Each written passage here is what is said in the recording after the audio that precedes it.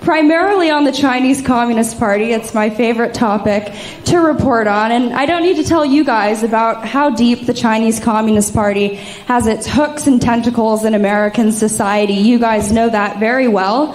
Both of some of you are dissidents. You guys have blown the whistle and been brave enough to tell your stories about how ruthless and repressive the Chinese Communist Party is. But let's get one thing straight. The Chinese Communist Party has seized the means of cultural production in the United States. They've seized the means of production, quite literally. They own our factories. They own our manufacturing capabilities.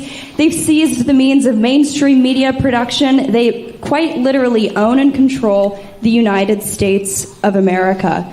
And someone needs to fight back. And so it's people like you, it's outlets like the National Pulse, it's shows like War Room that are brave enough to do that. And it really is an important fight, because without voices like yours, like mine, like the wonderful work of Stephen K. Bannon, we wouldn't be here today. And we wouldn't have really flipped the tide, changed the tide on COVID-19, or as I like to call it, the Chinese Communist Party virus.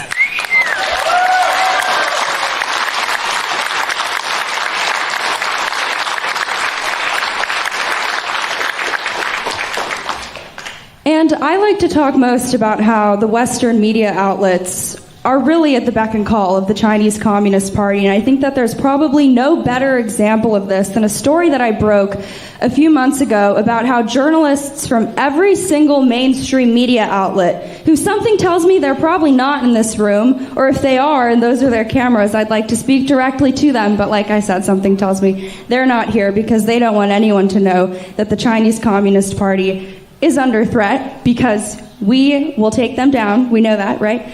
But yeah.